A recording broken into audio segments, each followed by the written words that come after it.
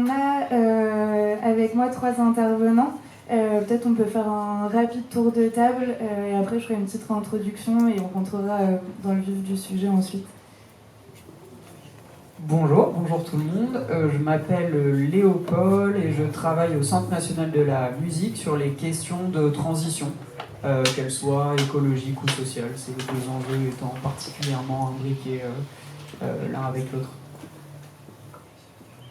Bonjour, Pierre Dugelet, du coup je suis le directeur du Périscope et je suis plus particulièrement en charge d'un certain nombre de projets avec mes collègues, dont Mathilde sur les questions européennes, donc tous les projets qui touchent à la question écologique dans la musique, et de cette implication, pas forcément un petit peu sur la salle de nos activités au niveau du Périscope, mais surtout sur la question sectorielle de la musique, avec plusieurs casquettes, dont une qu'on a mis là sur la Fédélima, qui est la fédération des lieux de musique actuelle en France, et sur lequel je suis plutôt référent et responsable des questions écologiques.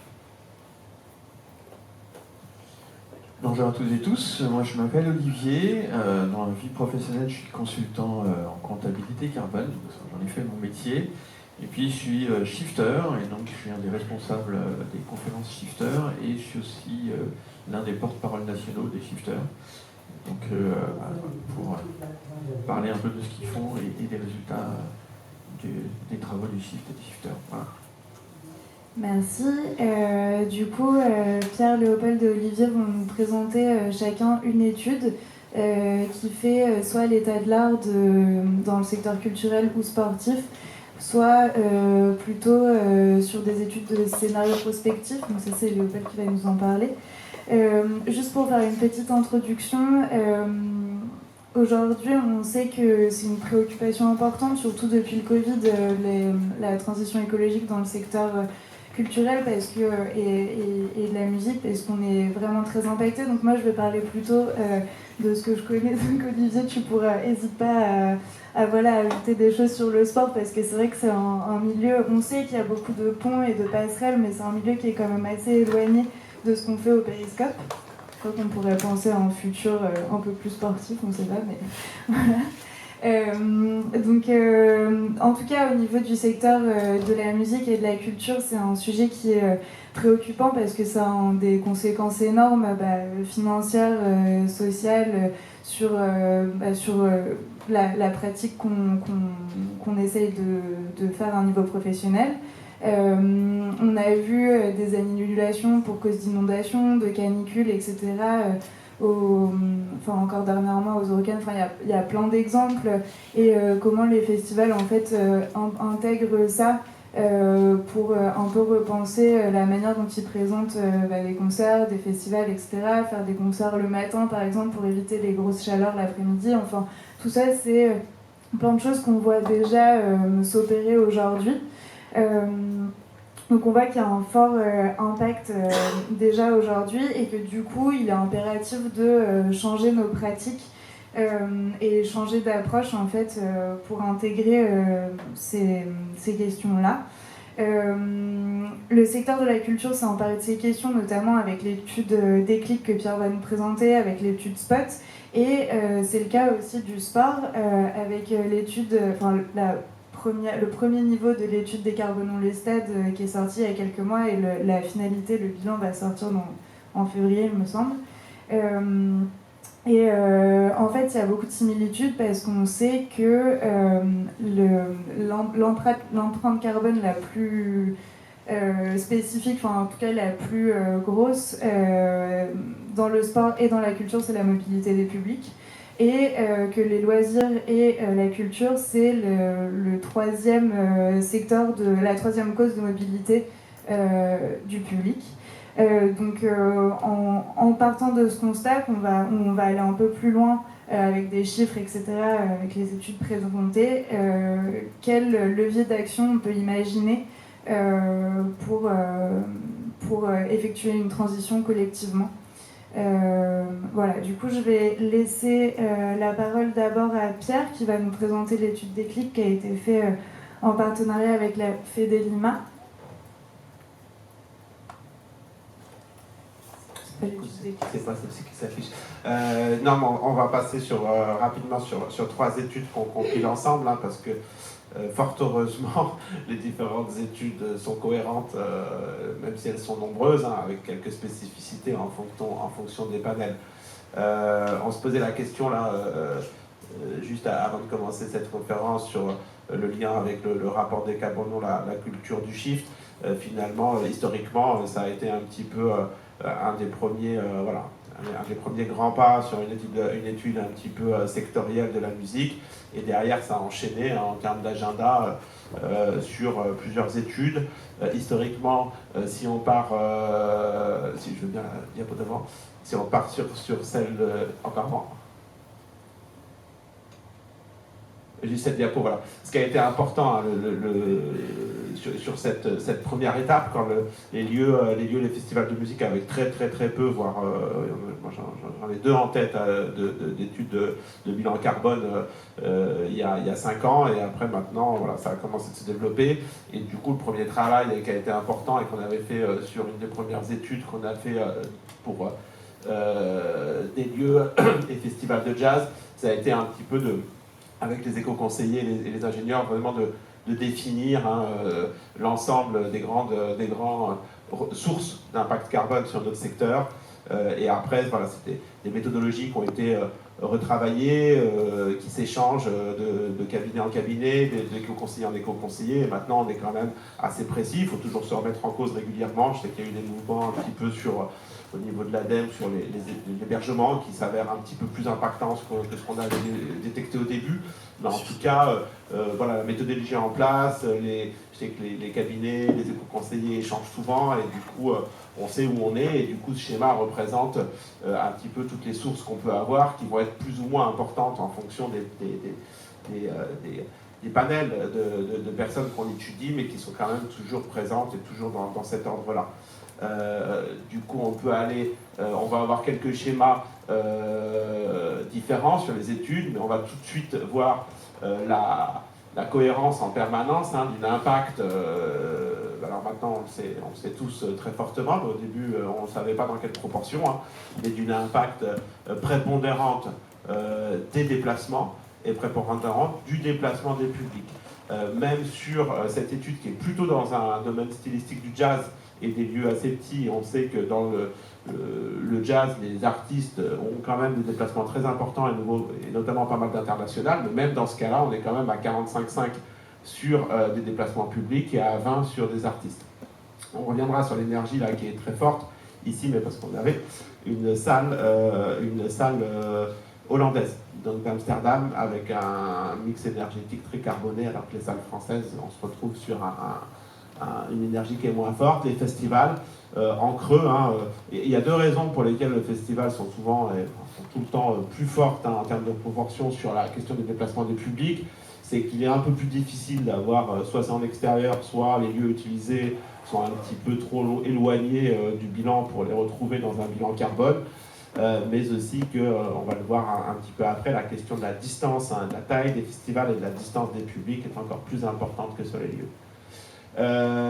Déclic, du coup, le panel, là on était sur des lieux de jazz avant, le panel a forcément grossi. On était sur 14 salles de concert, il y avait aussi plus d'une dizaine de festivals et quelques producteurs.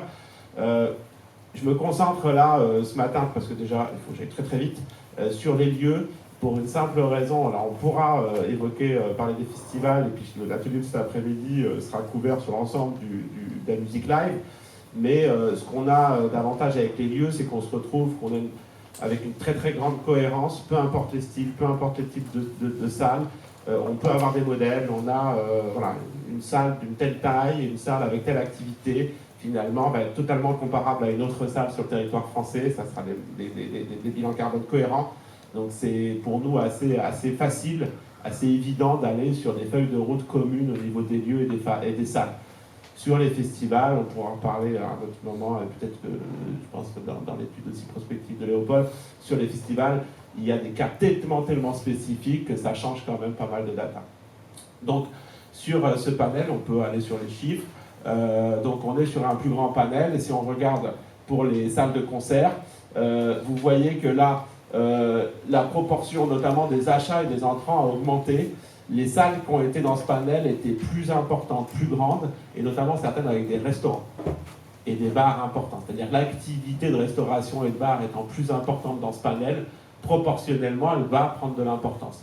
Et elle sera importante à traiter quand on voit qu'on fait des feuilles de route sur la question des achats, sur la question du végétarien, sur la question des achats de bar, sur la question des choix de bière, sur la question, etc. Donc ça, c'est important de le voir, hein, mais mine de rien, les déplacements publics restent la première impact. Et derrière, les déplacements des artistes, hein, qui sont un peu plus bas, parce que là, on change un petit peu de taille. Donc le public prend plus de place en termes de déplacement. Et en plus, on est sur un style plus, on va dire peut-être un peu plus cohérent en termes de provenance des artistes, entre les artistes internationaux, les nationaux et les locaux.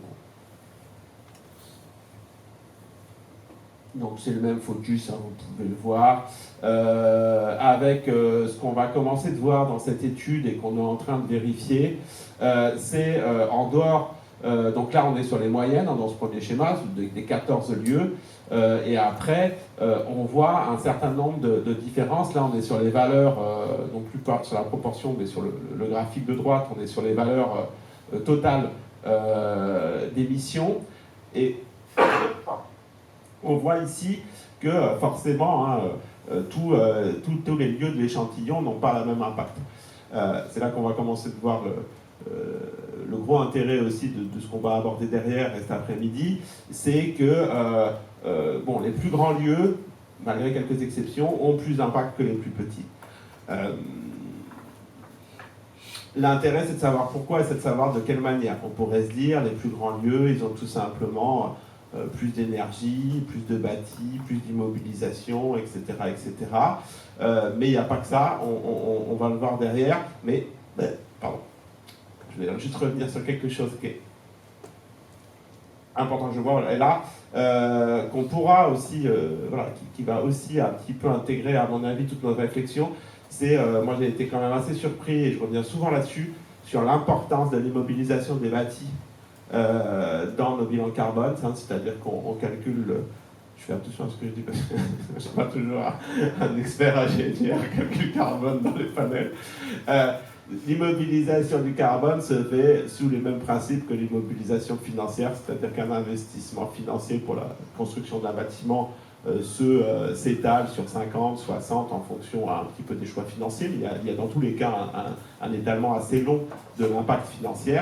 Et on fait la même chose avec le carbone, c'est-à-dire qu'une construction de bâtiment va compter voilà, une certaine quantité de carbone en fonction des matériaux utilisés, etc.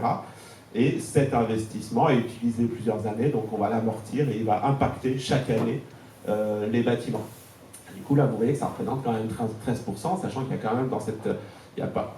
C'est un autre problème, il y a vraiment des bâtiments assez vieux dans les SMAC et qui sont déjà, pour beaucoup, déjà pas mal amortis, mais même dans ce cas-là, on se retrouve avec... Scène de musique actuelle. Scène de musique actuelle, par exemple. Donc, tous les lieux sont tant dans les musiques actuelles, on n'est pas trop sur du bâtiment neuf, mais il y en a quelques-uns dans le panel, et tout de suite, on le voit dans les bilans. Donc, ça pose la question des rénovations, des constructions de nouveaux bâtis, des tailles de bâtiments, des typologies de construction. Pour revenir sur le différentiel entre les salles, ce qui avait été un petit peu pressenti sur l'étude Déclic, et je vous ai mis en avant-première un schéma d'une étude qui n'est pas encore sortie, qu'on mène sur le déplacement des publics. On l'a pressenti dans Déclic, c'est-à-dire que plus la salle est grande, plus la distance publique est grande. Peu importe l'emplacement, campagne ou grande ville du lieu. Hein, c'est-à-dire qu'on monte la jauge, on étend de manière systématique et systémique la distance du public qui va venir. Même si on est sur un bassin de population important tel qu'une métropole, celle de Grenoble. Alors après, peut-être on va avoir quelques spécificités sur Lyon, sur Paris principalement, mais même après Lyon-Marseille, et dès qu'on est un peu en dessous, voilà, le fait d'être dans une grande métropole ne change pas tant. Dès qu'on monte dans des grandes jauges, on arrive sur des grandes distances publiques. Et là, vous pouvez voir une vérification qu'on vous enverra très bientôt, que vous allez voir sur tous les réseaux avec cette nouvelle étude, parce que là, on est sur 42 lieux, on est sur 1 million de tickets analysés. Donc, on commence d'être dans des datas assez importantes pour avoir des très grandes tendances sectorielles. Et là, on voit que, je vous laisse juste la courbe bleu clair, parce que la bleu foncé, on a traité des analyses qui nous gênaient, enfin voilà, qui masquaient un peu les résultats, mais la courbe bleu clair est l'analyse finale, et on voit, on est sur des tranches 100, 500, 1000, 1500, 2000, c'est les capacités des jauges utilisées par les lieux. Okay, on a un petit zoom entre 100 et 600 sur le deuxième. Donc l'analyse des 42 lieux était des lieux qui ont des jauges entre 100 et 2000. Parce qu'on est encore sur des lieux qui ont bien voulu partager toute leur data. Vous imaginez que là, on n'a pas les zéniths. On n'a pas une très très grande jauge type Arena, etc. Qui, a priori... Et après, on n'a pas les stades. Donc, mais déjà, il y a un intérêt, et là, pour moi, c'est tout ce qu'on va développer après. Donc, on va s'arrêter là si je suis dans le timing. Mais du coup, voilà, pour venir...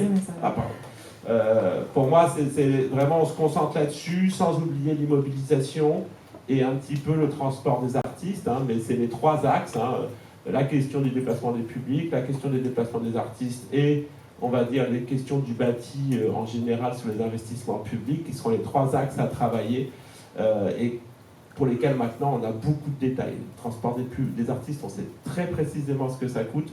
On commence à avoir des datas très importantes sur le public. Donc on a toutes les armes pour travailler. Merci Pierre. On va voir à quelle hauteur on a des similitudes dans la question du sport avec Olivier qui va vous présenter Décarbonons les stades.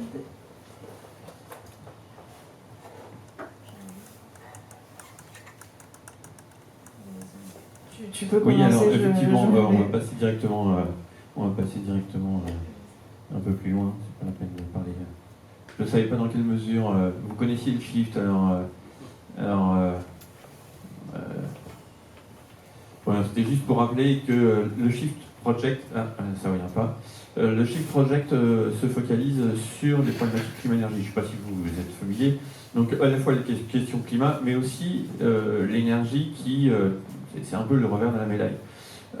Et donc ça pose à la fois du coup la problématique de la réduction des émissions de gaz à effet de serre, mais aussi du coup de la vulnérabilité et de notre dépendance à l'énergie. On ne dit pas au Shift Project que tous les problèmes écologiques se résument à ça. Hein. C'est juste que quand le Shift Project a été créé, c'était 2 pelés, 3 tondus, et c'était déjà un sujet immense pour le nombre de personnes qu'il y avait à traiter. Mais donc se pose à la fois la question de la réduction des émissions de gaz à effet de serre d'un côté, et d'autre part, qu'est-ce qui génère les émissions de gaz à effet de serre? Les énergies fossiles et en premier lieu le pétrole. Et cet approvisionnement-là, il y a un moment ou un autre, il va se réduire de toute façon. Donc, parce qu'on y est vulnérable et on l'utilise beaucoup. Et donc, qu'est-ce qu'on fait? On attend que ça diminue de soi et on subit ça, ou est-ce qu'on l'anticipe un peu? Donc c'est un peu ça aussi qui motive, d'ailleurs, en fait, à l'origine, c'est ça aussi qui motive les bilans carbone.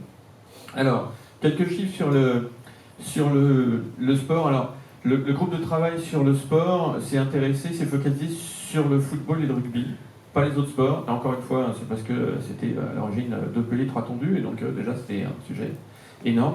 Donc ils se sont focalisés d'abord sur le football et le rugby professionnel, d'où l'idée de décarboner les stades. Et déjà rien que ça, sur ces deux sports-là, on s'est rendu compte que ça représente à peu près 1% des émissions territoriales françaises, juste sur ces deux sports, et juste sur le pro. Donc et vous voyez que l'essentiel, c'est quand même les transports des spectateurs, 70%. C'est assez énorme. Et en fait, quand on commence à regarder, mais d'où est-ce qu'ils viennent? Quand on fait une segmentation spectateur local, spectateur extérieur, vous voyez qu'en nombre de spectateurs, les spectateurs locaux sont quand même assez écrasants dans leur nombre. Et par contre, en termes d'émissions, ils sont minoritaires. Voilà, donc il y a un vrai sujet sur... quand on dit local extérieur, c'est parce qu'il y a deux équipes. Hein. C'est l'équipe qu'on accueille ou l'équipe locale. Sachant que... donc ça, c'est pour un match international. Hein. Donc il n'y a pas que des matchs internationaux dans le sport pro, ça, je ne vous apprends rien.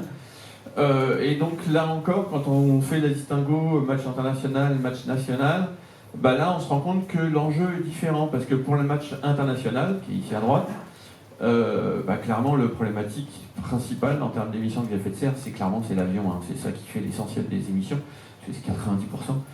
Alors que, en fait, la majorité, on l'a vu, la majorité des spectateurs, c'est quand même l'écrasante majorité, presque la totalité des spectateurs, c'est quand même les locaux, cette équipe qui héberge. Pour les matchs nationaux, il y a quand même moins d'avions, mais il y a quand même beaucoup de voitures. Donc là, encore une fois, on a un sujet de pétrole, aussi longtemps que la majorité du parc de voitures se fait à pétrole.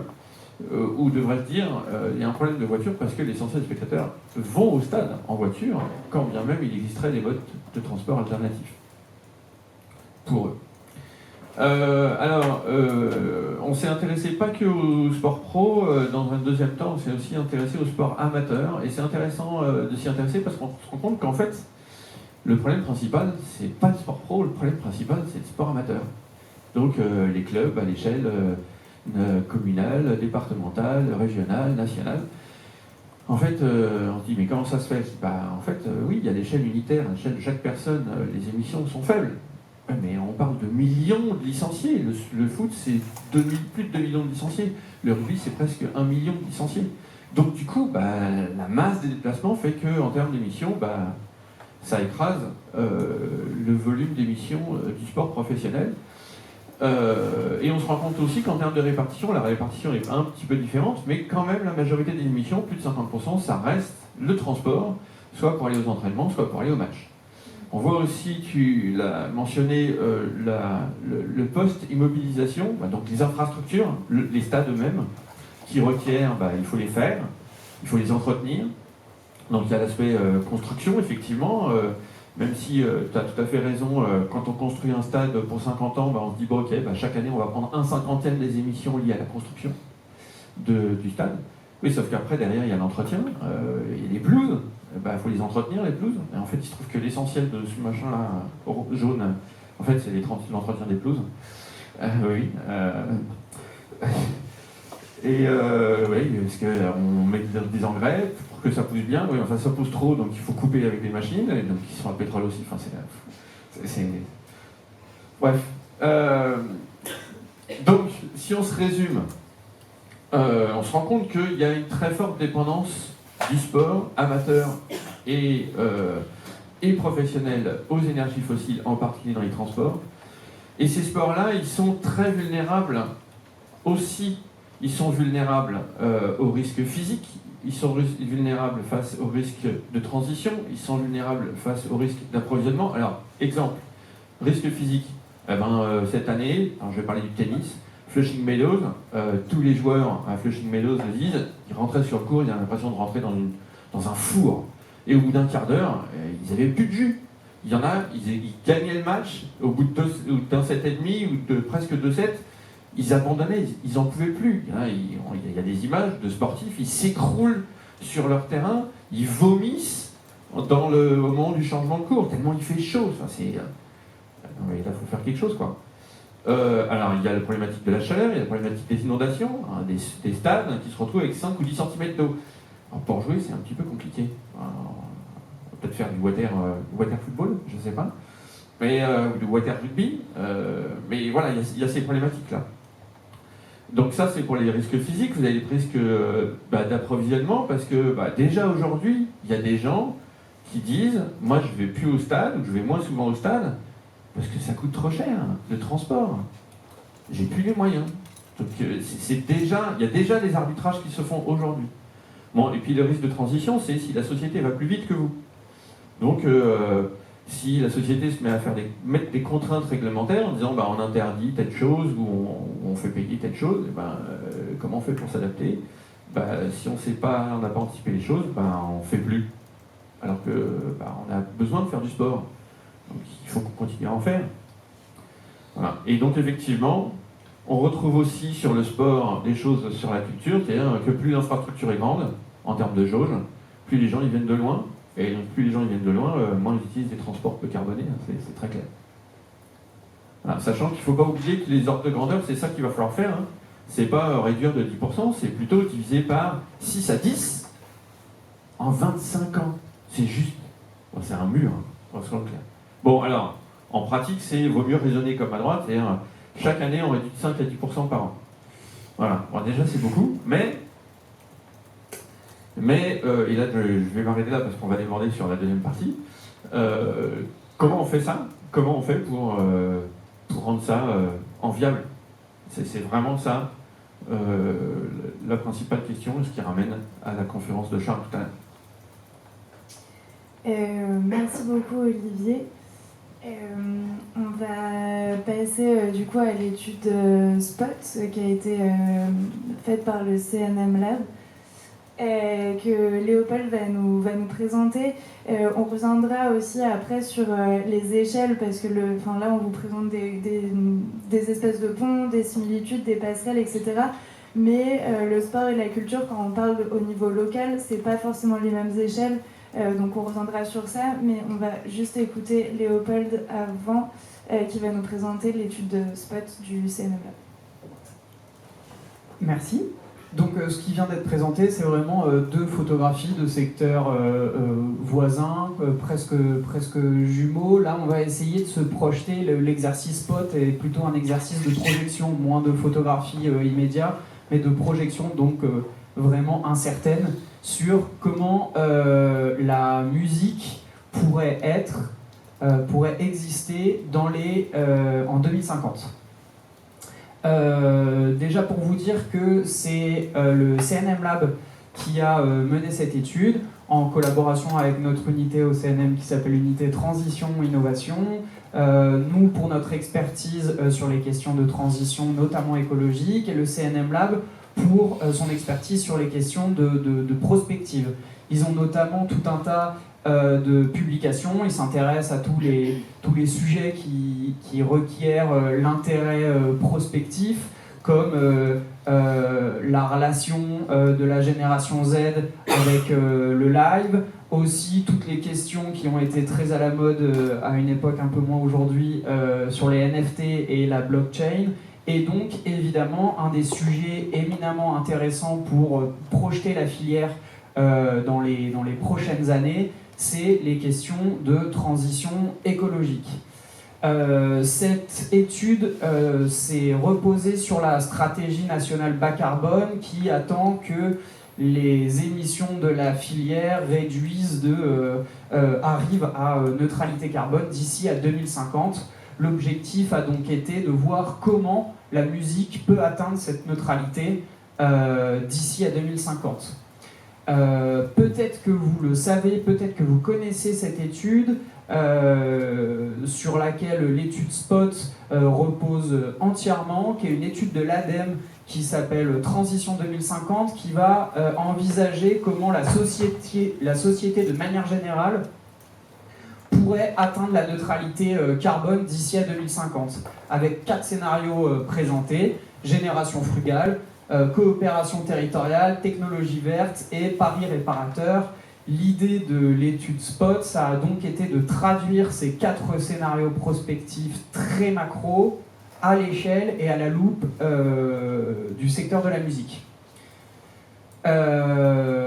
Comment on a fait ça? Je ne vais pas vous barber avec la méthodologie, mais il y a 3 grosses étapes. Ce qu'on a appelé état de l'art, de savoir où en était, grâce à des études comme Déclic par exemple, où en était le secteur musical, grâce à une revue de l'existant, oui, d'études existantes, des entretiens préliminaires et également une schématisation qui a été réalisée par le cabinet qui a accompagné cette étude, qui s'appelle le cabinet Rambol.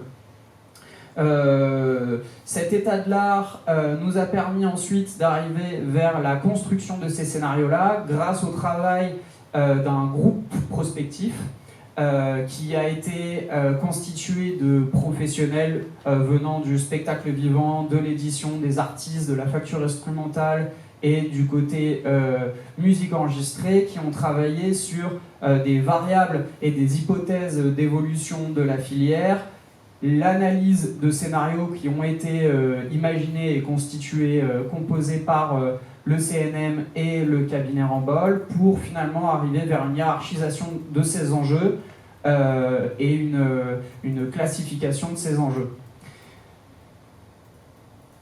Les 4 scénarios d'adaptation de notre écosystème d'ici à 2050 est arrivé sur ces 4 scénarios qu'on a essayé d'intituler avec des noms de musique connus. Le premier scénario 1, qu'on a appelé À bicyclette, est un scénario qui va partir du principe que déjà les lieux de spectacle vont se décentraliser pour se rapprocher le plus possible des publics.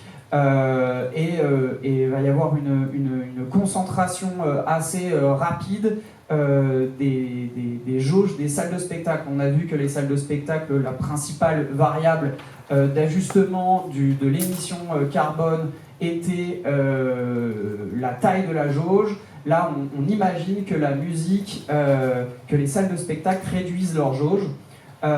Du côté des artistes, on imagine un temps de beaucoup plus long de résidence sur place. Sur les questions de musique enregistrée, on envisage une digitalisation complètement repensée, beaucoup plus sobre, beaucoup plus collective, avec notamment tout le système de mutualisation et de bibliothèques, de ludothèques et discothèques qui aurait été beaucoup plus mis en place. Ce scénario qui pourrait paraître un peu utopique, l'est pas tant que ça, parce que ce scénario amènerait à une contraction économique assez forte du fait de la contraction des jauges et du nombre de spectacles. Le deuxième scénario qu'on a appelé Come Together parle beaucoup de territorialisation.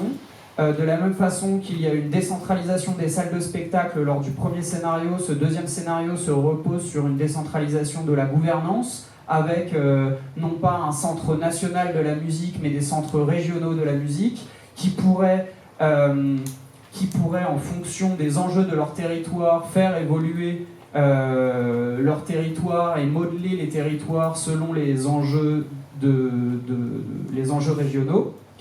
L'idée aussi ici, c'est que l'écoute numérique va se faire de plus en plus modérément, mais sans remise en cause fondamentale du principe de fond. Toujours dans ce scénario-là, qui est donc un scénario extrêmement collectif, il y a une apparition de plein de nouveaux métiers, d'agents de valorisation pour certains équipements, de mutualisateurs et d'aide à la programmation mutualisée. Le troisième scénario qu'on a appelé Computer Love et qui est intimement lié avec le quatrième scénario que je présenterai juste après est un scénario où la musique est en train de se transformer technologiquement. Les spectacles deviennent de plus en plus numérisés, la musique enregistrée prend une place très importante avec des spectacles ultra numériques, et qui m'amène au scénario numéro 4, Harder, Better, Faster, Stronger, qui va arriver vers un désengagement progressif de l'État, qui finalement va laisser place à un oligopole assez important de majors qui auront une toute-puissance sur à la fois le spectacle et la diffusion de musique enregistrée. Ce qui va donc créer une certaine idée de luxe dans l'accès à la musique, qu'elle soit enregistrée ou de spectacle. Ces scénarios qui sont des scénarios qui cherchent à faire réfléchir et à engager le débat sur quel scénario on pourrait préférer ou détester, nous a amené à nous poser des questions sur quels sont les enjeux principaux que ces scénarios soulèvent. Un, sur la transformation économique du système en place aujourd'hui, qui est impératif pour essayer d'avoir une redistribution la plus juste possible des richesses du secteur, de repenser la gouvernance du secteur, c'est-à-dire de voir où l'institution publique, où l'État peut peut intervenir, doit intervenir ou pas, et aussi de travailler les imaginaires, et c'est le sujet de la journée d'aujourd'hui, de comment la musique et la culture de manière générale peut avoir sa place dans la réinvention des récits et des imaginaires, comme Charles le pensait il y a quelques instants. Merci Léopold. Ouais, je pense qu'on est tous là aujourd'hui parce qu'on a une envie d'avoir encore de la culture et des concerts en 2050 et du sport. Tu as d'ailleurs utilisé le mot on a besoin de sport et du coup ça va continuer à être le cas. On a vu un peu les scénarios qui étaient imaginés. Certains... Enfin, c'est libre à chacun de penser quel est le meilleur scénario.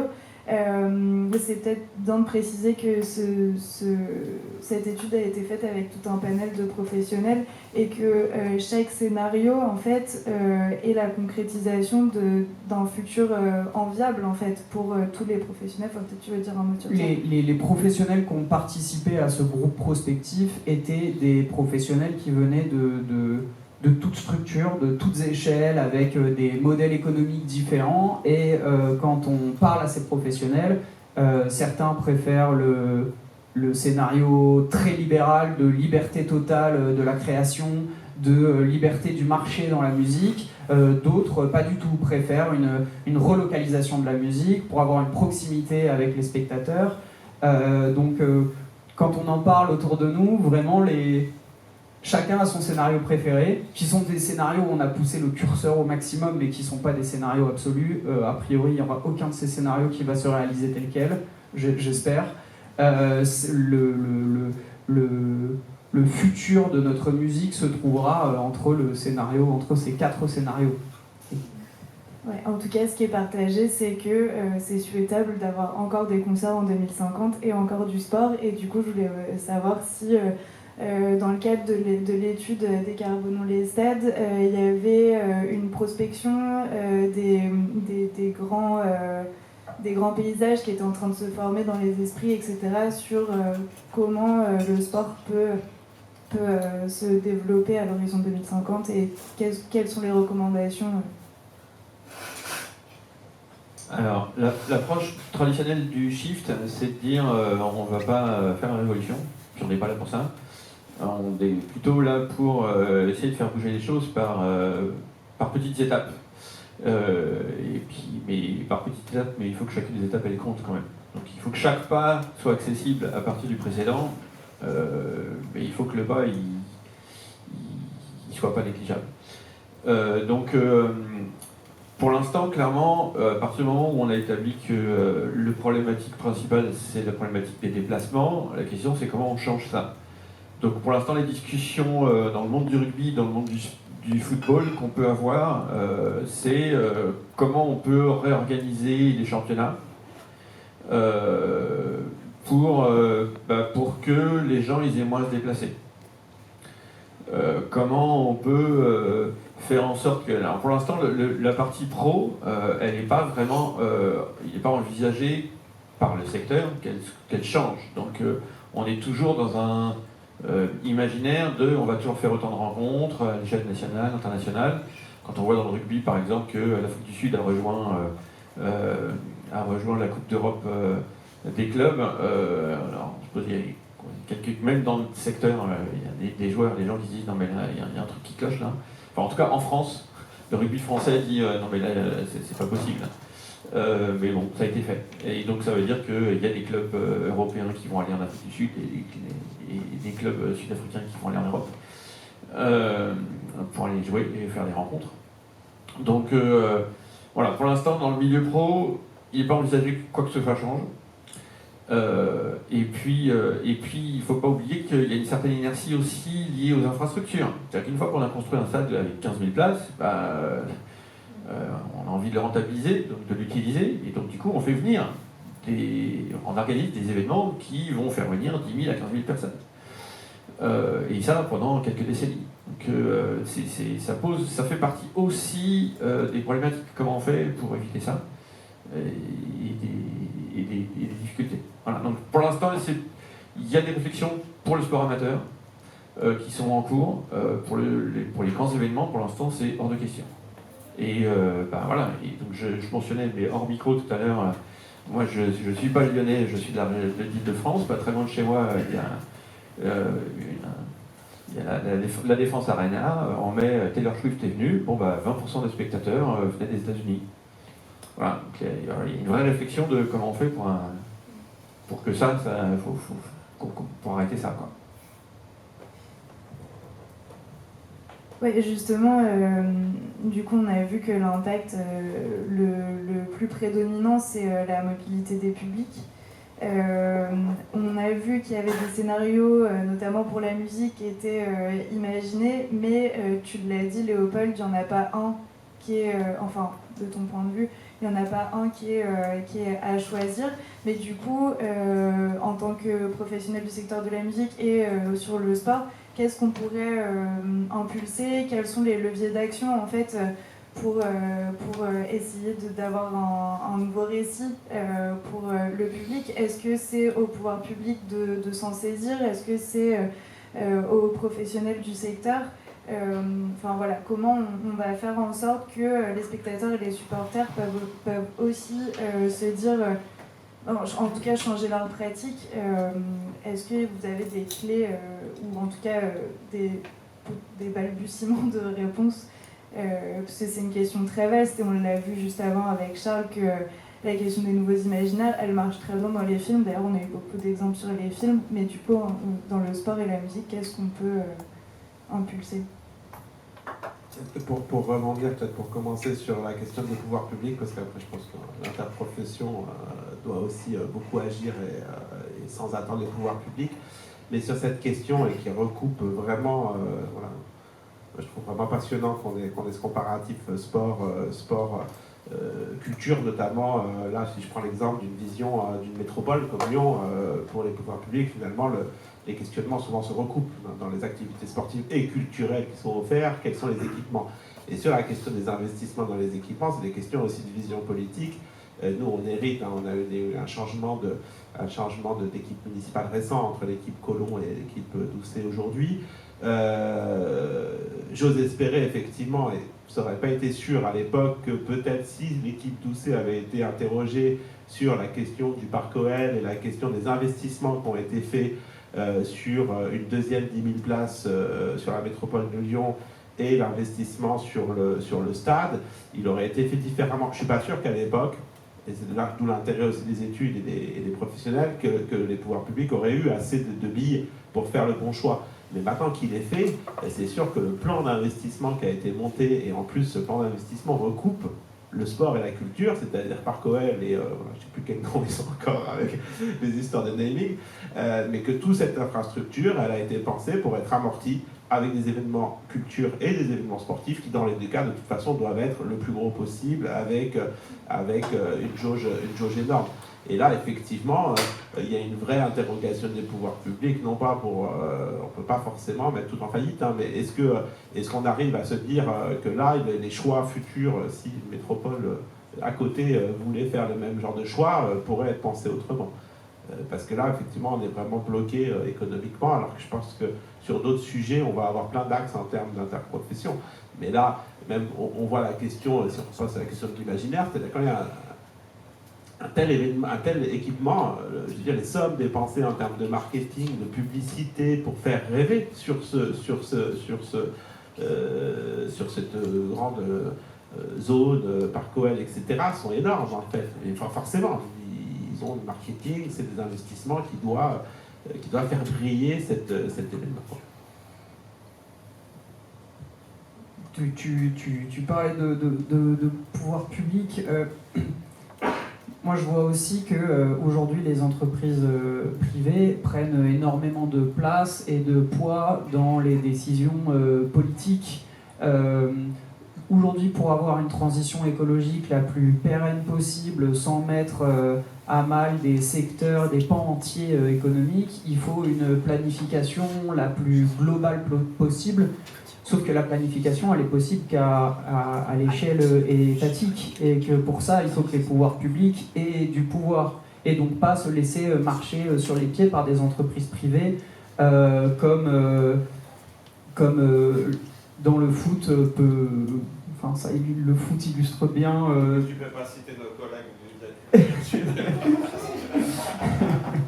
Mais j'allais dire c'est moins le cas dans la culture, je sais pas, mais dans la culture, je passe rapidement, je fais un tout petit crochet par la musique enregistrée. Aujourd'hui, il y a Apple Music qui rémunère mieux les producteurs de musique s'ils transmettent le fichier son en Dolby Atmos, ce qui est un son spatialisé en 360. Le son est incroyable, c'est génial, on entend tous les sons juste. Ça pèse, le poids du fichier pèse entre 10 et 60% de plus qu'un fichier en qualité haute définition, qui est déjà assez suffisant pour tous les écouteurs qu'on utilise aujourd'hui. Et sauf si on va à l'échelle européenne, là où il y a le plus de pouvoir et où l'endroit où plient finalement les GAFAM, en France, on n'arrivera pas à faire ça seul. Et je trouve que cet exemple-là illustre bien le besoin de collectif pour arriver à amorcer une transition écologique. Je prends un exemple beaucoup plus local, mais un festival qui regrouperait 15 000 personnes par jour et qui irait voir sa région en demandant des navettes, souvent ce qui se passe c'est « Oh, vous êtes trop petit, on ne peut pas vous parler directement, enfin, ça ne nous intéresse pas de faire un investissement pour une structure aussi petite que la vôtre, un événement aussi petit que le vôtre. » En revanche, si ce festival va taper à la porte de tous les autres festivals de la région et qui vont voir la direction des affaires culturelles et la région de manière générale, il y a plus de chances que la région écoute. Tout ça pour redire que c'est que collectivement qu'on arrivera à avoir cette transition écologique, à mon sens.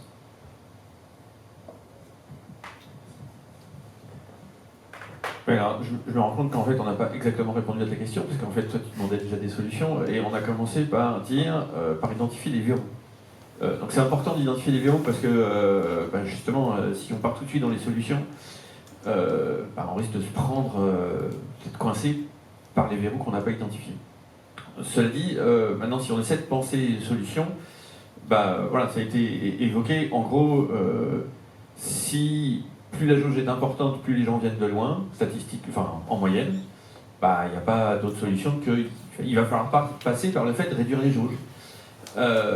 Donc, ça pose le problème des grosses infrastructures, comment on fait pour les garder et les maintenir, c'est clair. Mais voilà, donc le groupe Culture, dans le plan de transformation de l'économie française que le Shift a publié en 2021, le groupe Culture montrait que voilà, si vous avez un événement avec 280 000 personnes, ok, ça fait tant d'émissions. Maintenant, si vous faites 10 événements avec 10 fois moins de personnes, vous vous dites, globalement, ça doit pouvoir se faire, quoi. Eh bien, vous ne divisez pas par 10 les émissions, vous divisez ça par nettement plus. Donc, ça a un intérêt de réduire les jauges. Ça, encore une fois, c'est cohérent avec le fait que plus la jauge est importante, plus en moyenne les gens viennent de loin. Donc voilà, donc, la question c'est, il va falloir faire des événements avec moins de personnes. Donc, comment on crée derrière cette émotion collective? Donc elle est particulièrement forte dans le sport, et on la retrouve aussi dans un certain nombre d'événements culturels. Bon, il y a des réflexions qui se mènent. Donc, par exemple, les shifters ont cet été pour les JO essayé de regarder c'est quoi l'empreinte carbone des déplacements pour les JO de Paris, et confronter ça à ce que la France publiait. On s'est rendu compte que il y avait un petit souci, il y avait une légère sous-estimation dans les chiffres officiels. Et voilà, comment on fait? Va peut-être falloir envisager, pour le coup, de faire un petit peu plus de numérique, c'est imaginer des fan zones à plein endroit, qui attirent que des gens sur place, et puis des fan zones communicantes, de sorte que déjà quand on voit un match et qu'on va dans un bar, c'est justement pour pas être chez soi et partager une émotion collective, et on est quelques dizaines, et déjà l'émotion collective on l'a. On pourra avoir des fan zones avec quelques milliers de personnes, et il y en a dans toutes les grandes villes, toutes les villes un peu importantes, et ça attire que localement. Voilà, mais ça crée déjà de l'émotion collective. Alors, peut-être qu'en les mettant communicantes entre elles, donc on entend ce que disent d'autres fan zones, les bruits d'autres fan zones, et peut-être que ça créerait d'autres choses, il faudrait essayer. Voilà. Après, il y a de l'expérimentation à faire, mais ça peut passer peut-être par là. Et puis après, faire que pour la culture, alors c'est moins vrai pour le sport, mais pour la culture, on pourrait dire un artiste, au lieu qu'il vienne à un endroit et qu'il reste 2 jours parce qu'il y a deux spectacles, puis après il part ailleurs, en fait il reste 10 jours et puis il rencontre plus de public et puis il fait des masterclass et puis. Parce qu'en fait finalement c'est ça qui crée l'émotion, c'est quand on rencontre quelqu'un, c'est pas juste quand on se déplace, c'est qu'on fait de la télétransportation. Donc là, on peut peut-être arriver à créer des choses. Bon, mais encore une fois, il y a un verrou qui a été mentionné tout à l'heure, c'est si ça génère moins de chiffre d'affaires, moins de recettes, problème. Problème aussi pour toute l'organisation, tout le secteur, puis aussi pour le politique, puisque qui dit moins de recettes, moins de chiffre d'affaires, moins d'impôts, moins de recettes publiques, donc on peut moins financer. Donc, là aussi, il y a un verrou qui bloque. Et pour l'instant, ce verrou-là, on n'arrive pas trop à le désamorcer. J'avais une question à ce sujet à Léopold, parce que c'est vraiment bien, ça fait peu de temps que l'étude Spot est sortie, et je trouve que ces scénarios, ils permettent de titiller. On est d'accord que dans tes 4 scénarios, il y a contraction économique. Contraction économique dans les 4. Déjà, ce que j'ai oublié de préciser, c'est que il n'y a que le scénario numéro 1 qui permet d'avoir une neutralité carbone dans la culture. C'est assez important, effectivement, de préciser ça. Les autres scénarios, on imagine une compensation avec d'autres secteurs. On met le poids de notre empreinte carbone sur le dos de certains secteurs. On invoque une exception culturelle sur l'écologie. Et ça se concrétise comment, du coup, dans les autres secteurs, rapidement? Notre secteur étant extrêmement dépendant de d'autres secteurs, pour le côté musique enregistrée au numérique, de l'ordre de 75%. Sur le côté spectacle vivant aux mobilités, on imagine que les mobilités et le numérique amorcent une transition écologique plus importante que c'est le cas en ce moment. La contraction économique, elle est le cas dans tous les secteurs, dans tous les scénarios. La différence entre les scénarios, c'est qu'elle est plus ou moins bien répartie, cette contraction économique. Dans le scénario 4, la contraction, elle se fait uniquement sur les salles de petite jauge, sur les festivals de petite jauge, sur tous les petits acteurs, laissant place à un oligopole avec plein de gros acteurs représentant des gros artistes, décidant de faire des gros concerts, mais de moins en moins, donc l'accès à ces concerts-là serait réservé à une caste assez riche de la population.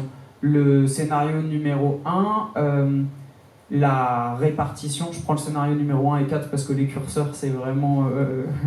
le scénario numéro 1, la contraction économique est mieux répartie entre tous les acteurs.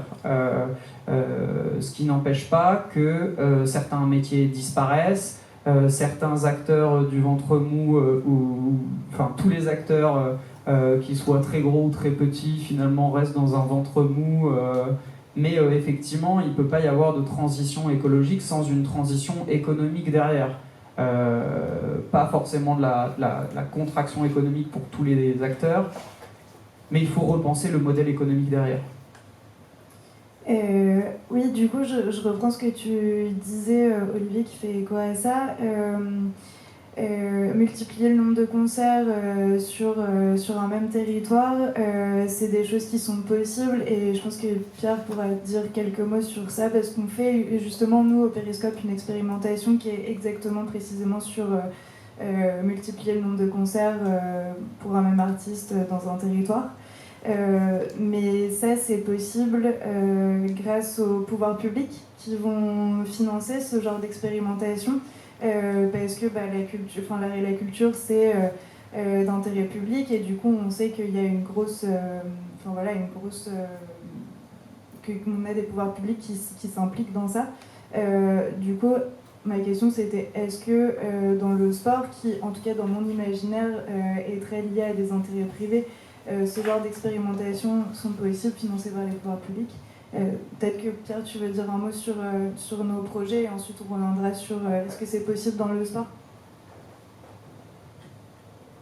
Oui, c'est bien de parler effectivement d'argent avec les imaginaires. Mais parce qu'effectivement, je pense que dans cette transition, il faut un peu d'argent. On parlait tout à l'heure d'un Accor Arena ou d'un Parc OL qui va investir beaucoup d'argent. C'est vrai qu'à un moment, si on veut développer, soutenir ou promouvoir ou faire rêver sur des nouveaux modèles, ça va avoir un coût. Il se trouve, Paul le sait très bien, que actuellement le grand avantage qu'on a, c'est que le spectacle, la musique live, c'est ce que je vois, l'enregistrer un petit peu aussi, mais surtout la musique live, en moyenne, après on peut discuter de sa répartition, est extrêmement bien financée par les pouvoirs publics aujourd'hui, que ça soit via les producteurs, ou via les organisateurs, ou via directement les artistes. Donc si on cumule tout, on est sur des pourcentages d'aide sur tel ou tel événement qui est très important. Du coup, ces moyens, ils sont là. Après, sur des expérimentations qu'on va faire, nous, sur mieux soutenir des tournées, on va dire, territoriales, donc plus de dates sur un territoire plus petit, mieux soutenir le fait d'aller faire déplacer un artiste pour qu'il voit les publics plus près de chez eux. Le coût, quand je dis mieux soutenir, c'est tout simplement pour une rémunération artistique identique. Si elle était liée uniquement au prix, au nombre de tickets, eh bien, il faut plus de jours pour voir plus de monde, pour vendre plus de tickets. Donc économiquement, il y a une contraction. Donc, pour ça, c'est intéressant de se dire, dans tous les cas, à plein d'endroits, quand on va faire des scénarios et des choses qui paraissent super belles sur le papier, il ne faut pas annihiler ce coût et dire qu'il n'existe pas, il existe. Est-ce que les artistes aussi, dans leur mode de rémunération, ont une différence à faire, parce qu'on sait que quand même des artistes en one-shot sur des stars ont des cachets très haut, mais bon voilà, dans tous les cas il y a une contraction, et du coup une aide qui peut être fléchée sur le fait de compenser finalement un petit peu le fait que, en tout cas dans la phase de transition, est-ce qu'à terme après ça se sera peut-être régulé, mais dans une phase de transition on va faire une action à l'artiste, au producteur, à l'organisateur, qui sera moins rentable pour lui. Après, l'avantage quand on le fait, et là il ne faudrait pas qu'on parle que d'argent, c'est que je pense quand on le fait, et nous on le vit dans nos expérimentations un petit peu là depuis 2 ans sur le terrain, on voyage beaucoup grâce à des financements européens, etc., pour aller voir la réalité, on s'aperçoit que cet imaginaire du concert, du petit concert, du concert de proximité, d'ailleurs aussi assez intéressant quand on mixe les pratiques amateurs et les pratiques pro qui sont pas organisées de la même manière au niveau des séparateurs que sur le sport, et que nous, la musique amateur est quelquefois un petit peu difficile à aborder en même temps que la musique professionnelle, parce que, pour plein de raisons, c'est pas le sujet aujourd'hui, mais en tout cas on a une difficulté à travailler ensemble, et quand sur le terrain, quand on le voit au niveau du public, aller voir près de chez lui son cousin qui est amateur et qui joue en plus et qui fait une musique, peu importe la qualité, mais en tout cas qui est moins professionnelle à côté de chez lui, finalement va avoir la même valeur dans sa sortie culturelle, un intérêt identique, un intérêt en tout cas qui se balance avec aller voir tel concert d'un professionnel dans la ville moyenne d'à côté. Et du coup c'est intéressant quand on switch et qu'on est vers le public, ça veut dire que la proposition qu'on va apporter, qu'on va développer, qu'on va soutenir, qui peut ressembler, d'ailleurs, on n'invente pas tout, à une tournée, on va dire, à l'ancienne d'un groupe de rock en van qui fait tous les villes intermédiaires sur sa tournée. Finalement, on ne réinvente pas l'eau chaude non plus. Mais en tout cas, si on le repropose et si on amène de la qualité dans cette expérience plus locale, plus petite du spectacle par rapport à un gros show son et lumière, là, pour moi, on travaille vraiment dans l'imaginaire des personnes, dans leurs pratiques culturelles, et on peut donner envie de reproduire cette pratique Et ça, c'est hyper, hyper pertinent. Mais là encore, effectivement, on a la chance, si on arrive à l'orienter, on y arrive, nous on y arrive, c'est possible, on a la chance d'avoir beaucoup d'aides publiques qu'on peut orienter sur ces axes-là. Oui, je voulais venir parce que je cherchais le nom d'un artiste sur mes notes. Parmi les choses effectivement qu'on peut faire qui sont beaucoup plus difficiles à faire pour le sport, donc il y a un artiste danseur qui, plutôt que de renommée internationale, plutôt que de se déplacer, ça doit être ça, ouais. Plutôt que de se déplacer, Jérôme Bell, plutôt de se déplacer lui-même, il va filmer ses performances et il va faire que d'autres danseurs ailleurs, dans d'autres pays, reproduisent sa performance, et donc ce qui permettra du coup de réduire les déplacements. C'est plus compliqué à faire pour le sport, ça quand même. Parce que, alors surtout quand vous commencez à avoir des équipes nationales ou de niveau international, où en gros le nombre de joueurs que vous êtes capable de rencontrer de manière intéressante se limite beaucoup quand même. Ouais, Jérôme Bell et cet exemple-là pose aussi la question de la capacité des artistes à pouvoir le faire, parce que Jérôme Bell, il est hyper ancré dans le secteur de la chorégraphie, etc. Et en fait, il peut se permettre ce genre de choses. Du coup, c'est une bonne idée, mais ça pose aussi la question de l'émergence artistique, etc. Et comment tout le monde ne peut pas faire ce genre de... Enfin, en tout cas, faire ce genre de choix. En fait, ils n'ont pas le choix de se déplacer. Mais oui, c'est une bonne pratique, effectivement. Et comment, dans le sport, c'est compliqué à mettre en place, c'est aussi... ouais. C'est pour ça que ce dont tu parlais des fan zones, etc., c'est pas du tout sur le même niveau, mais ça peut être, ça peut être une solution aussi. Oui, ça peut être une solution, je pense, pour la musique, pour le live, pour l'ensemble de choses qui relèvent du spectacle vivant, quoi. Donc, mais ça s'organise, effectivement, ça oblige aussi à avoir peut-être des choses qui sont techniquement plus simples pour qu'elles soient plus abordables par des gens qui sont moins pointus. Et puis voilà, et puis du coup d'avoir des choses de genre masterclass pour toute une série d'endroits différents pour que les gens qui vont reproduire le spectacle, ils aient la qualité technique qu'on attend d'un artiste de ce niveau-là. Depuis tout à l'heure, on est en train de parler de quelque chose sans vraiment en parler, c'est des formats des concerts, et aujourd'hui la musique peut n'être qu'un pan de l'événementiel finalement. Adèle, cet été, ils ont construit un stade à Munich, 60 000 places, dans la ville où il y a l'Allianz Arena, où il y en a 80 000, pour une série de 10 concerts d'Adèle. Avec une fête foraine autour. Il y a eu ce Astro World aux États-Unis, qui était un festival de musique pour un concert d'un artiste, Travis Scott, qui a construit pareil un parc événementiel autour. Et les gens ne se rendaient au concert pas forcément pour écouter Adele ou Travis Scott, mais pour tout le show qu'il y a autour. Et il y a vraiment cette question des formats qu'il faut se poser, de est-ce que finalement, nous, professionnels de la musique, on a envie de défendre le fait que la musique, ce soit quelque chose qu'on écoute quand on est dans une grande roue en train de faire des autotamponneuses. Je suis pas tout à fait sûr, et ces grandes foires qui peuvent être bien, enfin je dis pas que c'est pas bien, ça doit être super chouette à faire, mais ça regroupe entre 60 et 120 000 personnes pour un concert où les gens ne vont pas tellement finalement. Ouais, c'est vos deux prises de parole, en gros, le changement d'imaginaire, ce que disait Pierre, pour aller à des concerts plus petits, etc., dans des plus petits lieux, tu disais que ça se faisait par l'expérience, donc par aller à des plus petits concerts, etc., et que c'est là où le public va voir que c'est émotionnellement autant important.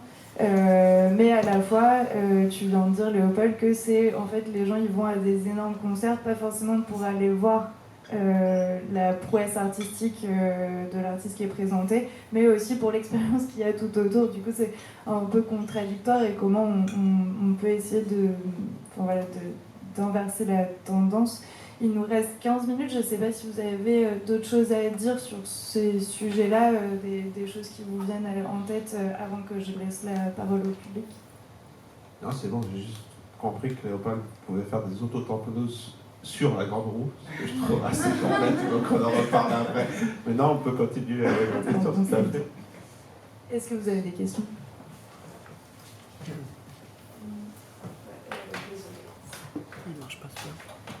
Je voudrais revenir sur la question de la réduction des jauges. Pour faire un peu des maths, si on a une jauge de 10 000 et qu'on se dit en fait on veut que des jauges à 1000, on peut décider de faire 10 représentations ou 10 concerts pour avoir le même public, pour se dire qu'on veut que les gens continuent à aller aussi souvent à des concerts ou pour développer les publics, mais en tout cas on ne veut pas réduire le nombre de personnes qui vont à des concerts tous les ans.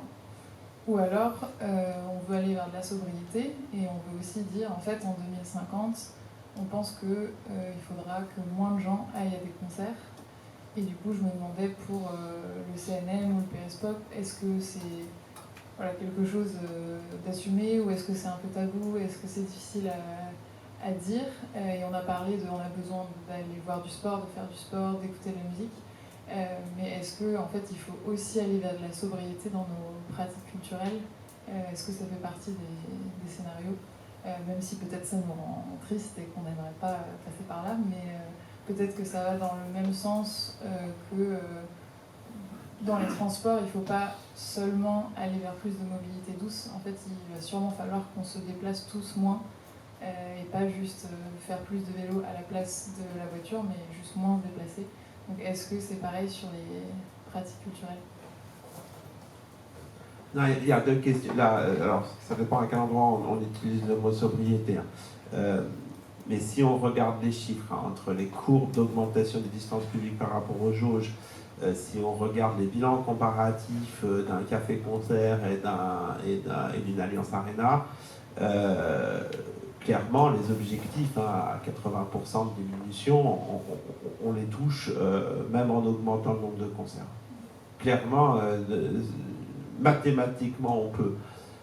Après, là, je trouve intéressant la question de la sobriété, par contre, aussi, c'est sur cette question de la contraction économique.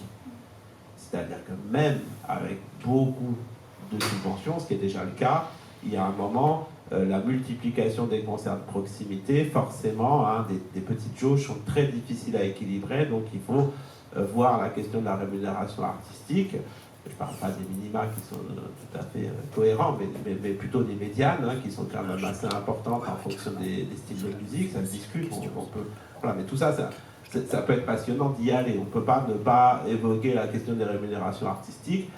Après, là où il va y avoir une construction économique aussi, et une sobriété à avoir, et là on a difficilement les chiffres, à part les études SPOT, elles ne sont pas chiffrées dans des contractions, c'est-à-dire qu'on va perdre un ensemble de métiers. Un grand événement on a la moitié de Lyon, tous les techniciens de Lyon, quand ils n'ont pas assez d'heures, ils peuvent trouver le concert Taylor Swift pour aller porter des... Il y a tout le monde, vous en trouvez partout. Donc toute cette contraction économique sectorielle, là pour moi c'est vraiment de la sobriété. Mais même, si on réintègre même la question de la pratique amateur, est-ce qu'on peut, de la question économique, avoir un mix, et on le voit en campagne beaucoup plus, des lieux où il y a des mix entre quelques professionnels et une bonne partie de musiciens qui sont amateurs dans la présentation de leur spectacle, c'est-à-dire que l'activité culturelle est forte dans le village ou dans la petite ville, mais finalement la proportion de professionnels dans cette activité micro n'est pas si importante. Pas beaucoup plus que ce que vient de dire Pierre. Sur les questions de sobriété, je pense qu'il faut s'interroger sur les formats. Je voudrais surtout dire que la culture a surtout une place très importante à jouer dans la transition écologique du secteur, du pays, comme elle a pu avoir un rôle à jouer dans plein d'autres transitions qu'on a toutes et tous connues. Je pense que dans sa façon de réinventer des imaginaires, de présenter de nouveaux récits plus écologiques, comme nous le disait Charles tout à l'heure, la culture est absolument essentielle et ne doit pas n'être réservée qu'à une caste économiquement plus à l'aise. Donc je ne pense pas que la culture, pour des raisons écologiques, doive toucher moins de personnes. Est-ce que vous avez d'autres questions? J'ai un micro. Merci.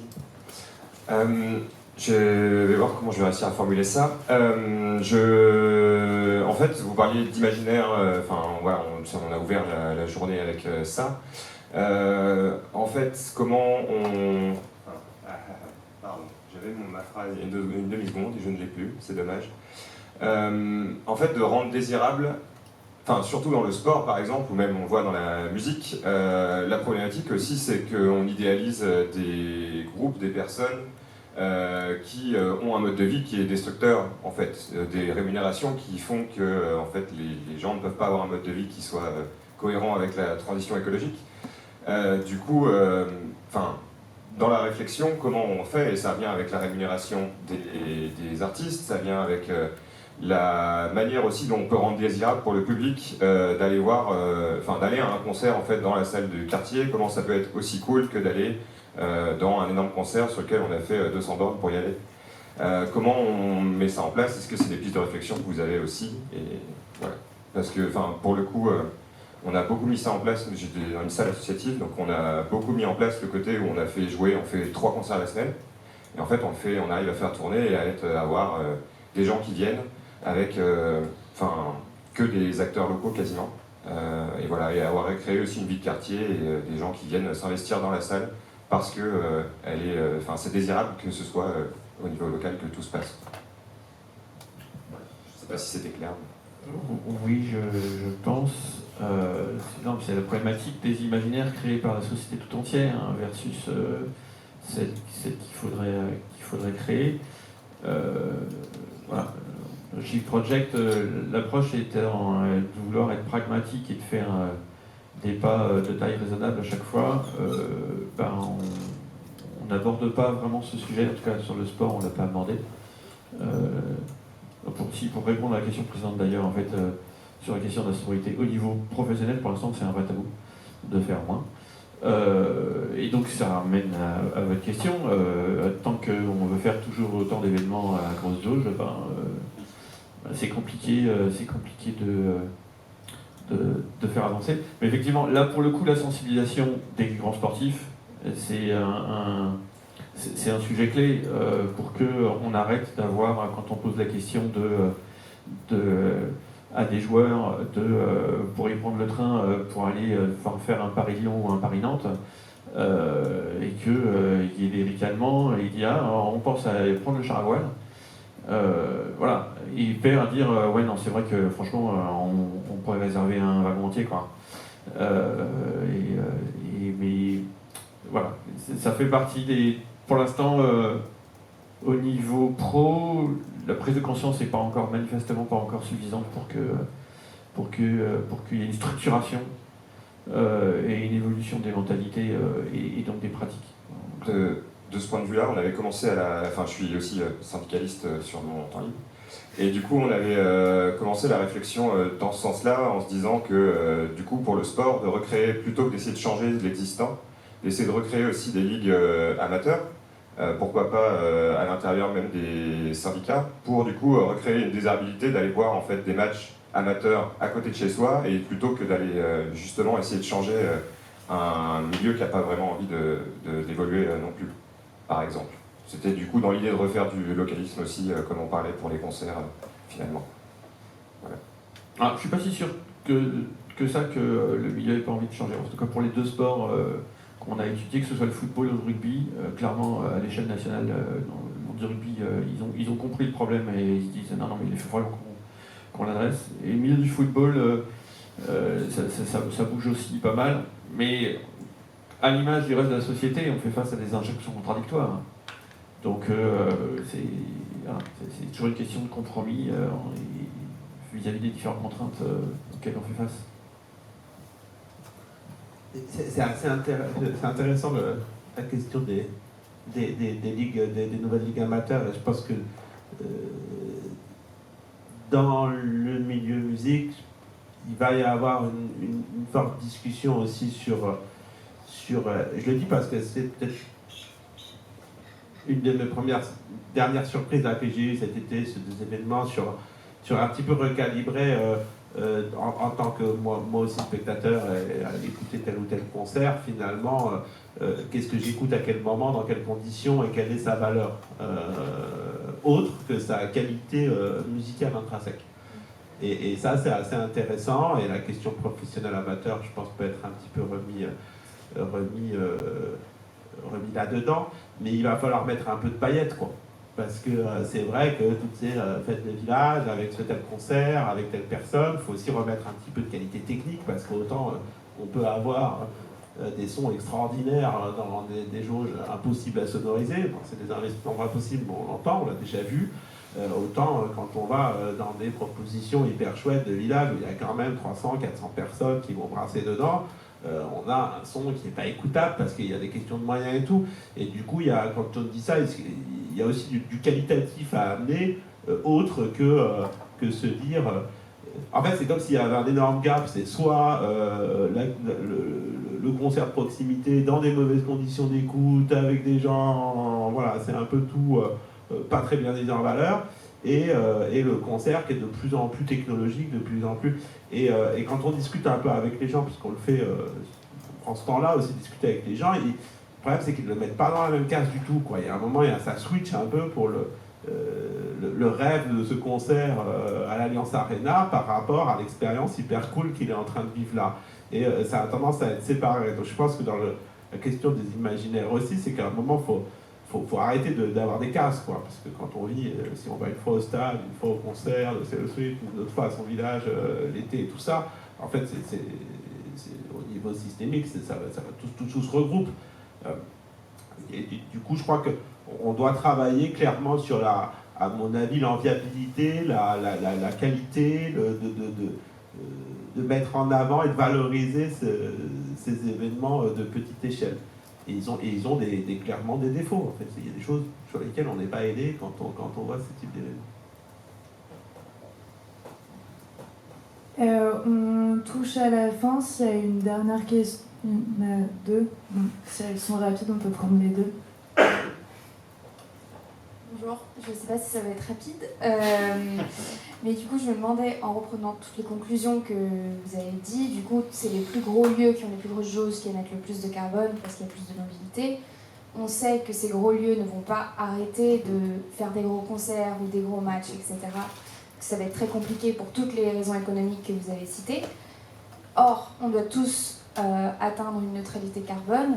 Du coup, est-ce que la solution ne serait pas par passer par la compensation carbone, même pour ces gros lieux, et du coup d'imposer une certaine compensation carbone à ces secteurs-là et ces gros événements, ou même au public qui y va en prenant un avion pour aller voir un match, du coup je dois faire une compensation carbone d'une certaine manière.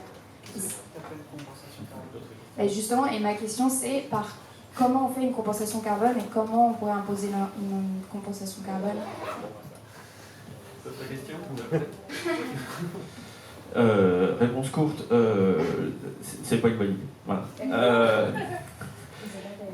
Non, mais c'est quoi qu'on appelle la compensation carbone, d'abord. C'est l'idée que quelque part du carbone va être séquestré. Alors il faut qu'il le soit durablement. Donc, la meilleure manière pour l'instant de séquestrer du carbone, c'est de planter des arbres. S'il crame 5 ans après, vous n'avez rien séquestré du tout. Et puis, tout à l'heure a été montré l'objectif de la stratégie nationale bas carbone, donc 80 millions de tonnes à l'échelle 2050. Il y a une version V3 qui devrait sortir bientôt, mais donc ça c'est la V2. C'est déjà une division par 6 à 7, 80 millions de tonnes par rapport à 2019, division par 6 à 7 des émissions territoriales. Là-dedans, vous avez plus que la moitié, c'est l'agriculture. Donc c'est-à-dire que tous les autres secteurs, c'est moins que la moitié des 80. Donc si n'est pas des divisions par 6 à 7, c'est par plus. Et tout ça, ça repose sur le fait que les 80 millions de tonnes, le territoire français va être capable de les séquestrer tous les ans. Et là, pas de bol, dans les sols, les forêts, etc. Et là, pas de bol, depuis 2 ans, 3 ans, on se rend compte que la capacité du territoire français à capturer du carbone, elle s'effondre littéralement. Donc, moralité, c'est quoi il y a des fois des dictons qui sont intéressantes, et un tien vaut mieux que 2 tu l'auras. Donc, vaut mieux éviter de parier sur un truc qui va marcher et qui va nous sauver. Voilà. Et donc, ça veut dire que va peut-être pas falloir faire ça. Par contre, ce qu'on peut imaginer comme chose, c'est, il y a quelques musées, par exemple, qui commencent à faire ça ici et là, c'est moduler le tarif d'entrée en fonction de la manière dont vous venez. Bon, alors vous allez me dire, il y aura toujours des skieurs, hein, il y aura toujours des skieurs, voilà, il y aura toujours du marché noir. Bon, mais on peut essayer de mettre ce genre de choses en place, peut-être. Voilà, ça, en tout cas, on peut essayer. Voilà. Mais dans la compensation, ou imaginez que d'autres secteurs vont faire le job pour nous, ne cherchez pas, ça marche pas. Juste pour donner un autre exemple d'incitation justement au public, le festival Glastonbury incite les gens à venir autrement qu'en voiture en mettant les parkings de voitures hyper lents pour juste faire en sorte que les gens se disent « Ah ouais, mais super relou, je vais pas prendre ma voiture parce qu'après j'ai une demi-heure pour marcher ». Il y a plein d'exemples qui se mettent comme ça pour des incitations. C'était juste pour pointer cet exemple-là. Pour la musique, ça sera plus simple que pour le sport. Il suffit de un tout petit peu moins aider financièrement avec de l'argent public et grande jauge. Avant même de faire payer plus, déjà on paye une partie, avec l'argent public, une partie du secteur musical le plus carboné. Oui, d'ailleurs, pour compléter ce que tu dis, effectivement, de manière générale, pas que pour la question du sport, réduire les places de parking, c'est un levier qui fonctionne. Rendre plus relou le fait de prendre la voiture, plus difficile, c'est quelque chose qui fonctionne. Et d'ailleurs, alors, on va parler d'une grande jauge, le Stade de France. Le Stade de France a été construit bizarrement, en tout cas, mais c'est volontairement, avec très très peu de places de parking. Et en disant, on va mettre le RER, même 2 lignes de RER qui desservent le Stade de France, et on constate que le Stade de France, l'essentiel de son bilan, c'est pas trop... En tout cas, pour les événements régionaux ou nationaux, c'est pas trop les transports des spectateurs qui posent problème. Voilà. Quand ils prennent pas l'avion, c'est pas trop ça le problème. Voilà. C'est plutôt l'infrastructure elle-même. Donc ça marche quand même. On va prendre une dernière question.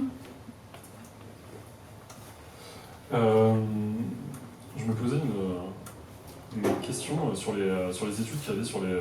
j'ai plus le nom, désolé Pierre, mais l'étude que tu as présentée Pierre sur toutes les salles déclic, tout à fait. Est-ce qu'il y a corrélé aux jauges et du coup aux mobilités quelque chose sur le type de public? J'entends par là, notamment, est-ce que c'est les gens qui se rendent fréquemment à des concerts, plus on va vers les grosses jauges ou pas, enfin quel type de profil social, enfin c'est ça qui m'intéressait. Et je me demandais aussi s'il y avait des...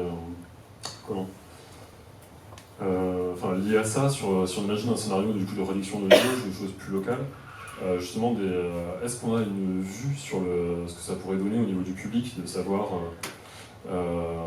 ce que ça pourrait changer au niveau des comportements culturels, d'aller en voir plus de choses, ou est-ce qu'on retrouverait toujours les mêmes personnes dans ces endroits-là? Et est-ce que dans les scénarios envisagés là, du coup, par Spot, il y a eu des réflexions sur ce que ça changerait sur la création artistique dans sa diversité et tout ça? Alors, je vais être très rapide.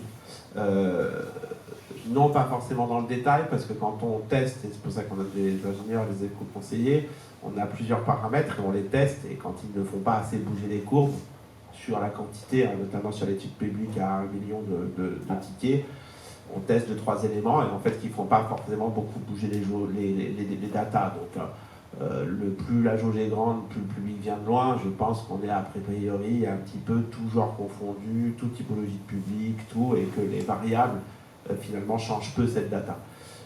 Sur la question la réduction de jauge, il y a deux solutions. Et moi, forcément, je suis pour aller beaucoup plus loin dans un changement un petit peu systémique du secteur.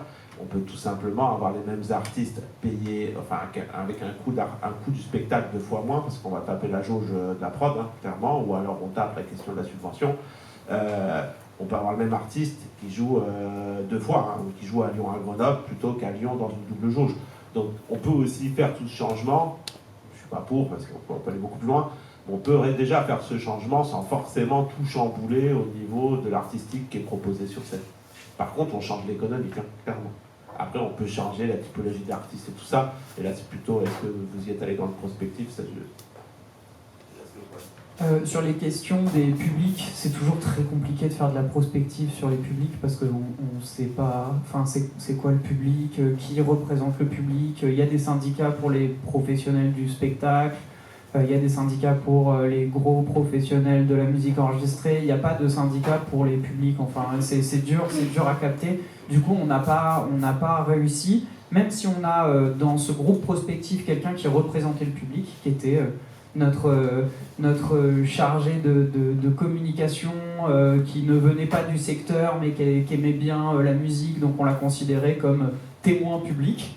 Mais c'est quelque chose qui est très dur à capter. Sur le côté artiste, il y a plusieurs et création artistique, il y a plusieurs variables.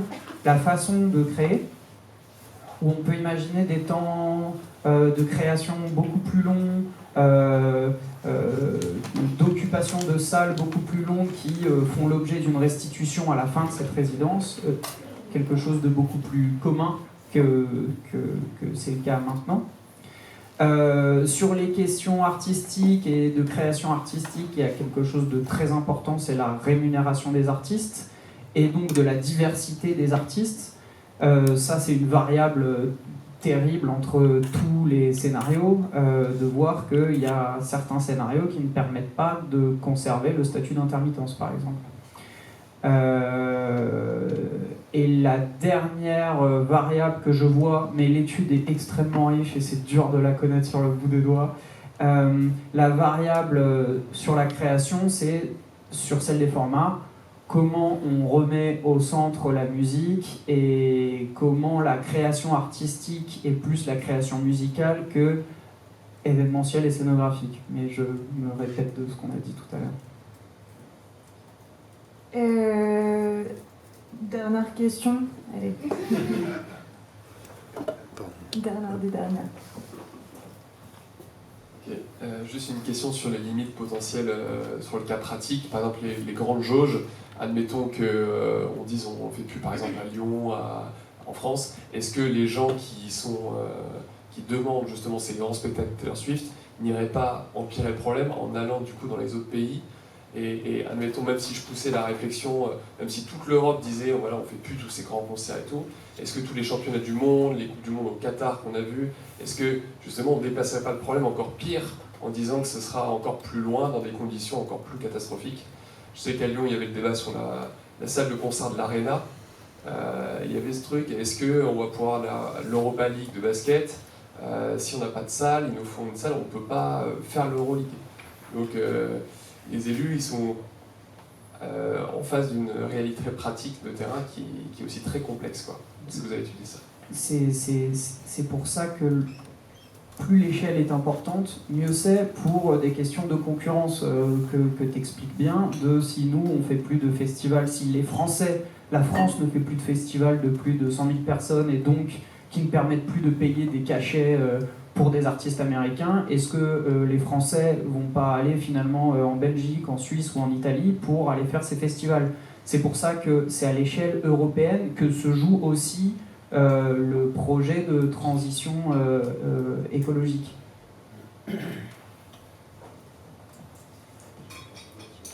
Mais pour nous, les projets qu'on mène, ils sont à l'échelle européenne. Après, ça devient encore plus compliqué, puisqu'on a la chance, effectivement, en France, aujourd'hui, notamment, il faut le redire, par le CNM et le ministère de la Culture, qui sont quand même assez engagés pour faire avancer les choses. On pourrait toujours vouloir ça aille plus vite. Moi, je suis le premier à dire ça, mais il y a quand même un vrai engagement. Et si on fait la cartographie de tous nos partenaires sur les projets européens où on travaille les mêmes sujets, Bon, après, voilà, le commun en Europe risque d'être un petit peu plus difficile et laborieux surtout avec les dernières élections. Aussi, un truc qu'il faut avoir en tête, c'est qu'on est beaucoup à travailler sur les questions de transition écologique, de transition écologique de la musique. Tout ce qui était simple à faire, ça a été fait. Et maintenant, c'est effectivement beaucoup plus compliqué à mettre en place des choses très structurelles avec des freins beaucoup plus importants. C'est beaucoup plus difficile à mettre en place que d'éloigner des parkings ou de les rendre payants. Donc il faudrait systématiser ce genre d'initiative. Mais ce qui est le plus dur à faire, qui est une transition structurelle, viable, la plus viable économiquement possible et pérenne pour les activités de la filière, c'est là où est le gros enjeu aujourd'hui. Donc là, je vais mettre un avis personnel qui n'est pas du tout l'avis du shift ou même des shifters, mais à titre personnel, c'est clair que je ne vois pas comment on pourra faire sans, à un moment ou à un autre, mettre des contraintes. Donc par exemple, on pourrait imaginer que au moment où on achète le ticket, que ce soit un ticket pour un spectacle de sport ou un spectacle culturel, il faut que le compte bancaire soit dans le pays dans lequel on se passe l'événement. C'est un moyen extrêmement efficace pour empêcher des étrangers de venir voir le spectacle, et aussi, si ça se fait à l'échelle du continent, pour faire en sorte que on n'aille pas dans le pays voisin parce qu'on n'a pas pu voir l'artiste ou le sportif dans son propre pays, qu'on n'aille pas faire 500, 1000, 2000 bornes pour aller voir dans un autre pays. Il va peut-être falloir y venir aller à ce genre de solution pour faire levier. Voilà. Pour l'instant, au niveau politique, c'est très clair que ce genre de solution est juste totalement tabou. En fait, c'est clair. Ouais, c'est sûr que la question à l'international se pose parce qu'on aura beau réguler à l'échelle européenne, entre continents, ça peut aussi encore être le cas. Et je pense qu'il y a aussi la responsabilité individuelle qui joue, et du coup un travail à faire sur la sensibilisation du public, etc. Enfin voilà, c'est différents facteurs en fait qui vont peser dans la balance. Merci beaucoup à vous trois d'être venus, pour certains qui sont venus de loin et d'autres un peu moins. Et merci à vous d'avoir été attentifs et d'avoir posé des questions très intéressantes. Merci. Bravo.